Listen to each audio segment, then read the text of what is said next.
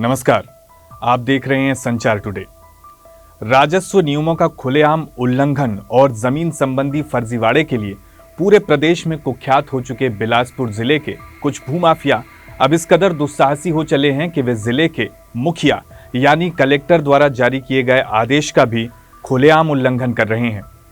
दरअसल बिलासपुर जिले में जब सारांश मित्तर कलेक्टर के पद पर पदस्थ थे, तब उन्होंने सशर्त एक आदिवासी जमीन को सामान्य वर्ग के व्यक्ति को बेचने की अनुमति दी थी।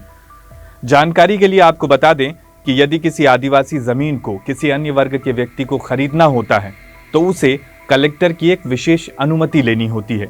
इस विशेष अनुमति के बिना विक्रय और क्रय नहीं किया जा सकता। जनवरी 2021 को जिले के तत्कालीन कलेक्टर सारांश मित्तर ने एक आदिवासी के नाम दर्ज सकरी के पास एक गांव की 3.19 एकड़ जमीन को गैर आदिवासी व्यक्ति को 15,10,000 रुपए में बेचने की अनुमति दी, लेकिन साथ में कुछ शर्तें भी रखीं।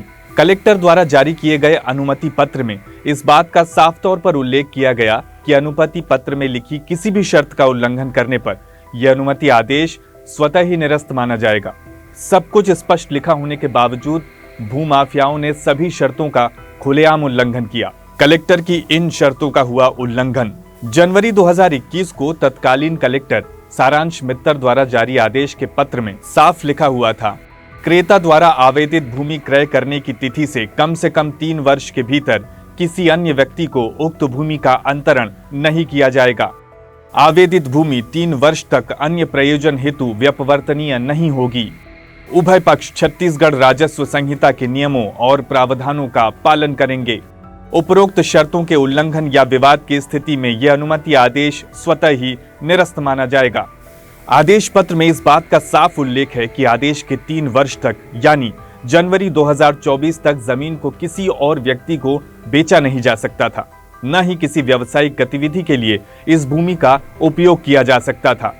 लेकिन मंगला के एक भूमाफिया ने तत्कालीन कलेक्टर के आदेश का उल्लंघन करते हुए महज कुछ ही महीनों के अंदर उस जमीन को सरकारी अधिकारी और 2 बिल्डरों को बेच दिया। उन 2 बिल्डरों ने सब कुछ जानते हुए भी वो जमीन खरीदी और वहां अवैध प्लॉटिंग तक कर डाली। तत्कालीन कलेक्टर के आदेश और राजस्व नियमों का उल्लंघन करने वाले भूमाफिया पिछली सरकार में राजनीतिक संरक्षण के सहारे कानून को ठेंगा दिखाकर फलते फूलते रहे। शायद ये भूमाफिया खुद को कानून और कलेक्टर से भी बड़ा समझते हैं। तत्कालीन कलेक्टर सारांश मित्तर द्वारा जारी आदेश पत्र की 8वीं शर्त यह साफ कहती है कि पत्र की किसी भी शर्त का उल्लंघन करने पर आदेश पत्र स्वतः ही निरस्त माना जाएगा। इसका सीधा यह मतलब होता है कि इस जमीन पर की गई सभी रजिस्ट्रियां भी अब शून्य मानी जाएंगी, यानी ग्राम हाफा की 10 अलग अलग खसरा नंबरों वाली कुल 3.19 एकड़ जमीन अब अपने पुराने मालिक यानी उस आदिवासी व्यक्ति के पास वापस चली जानी चाहिए।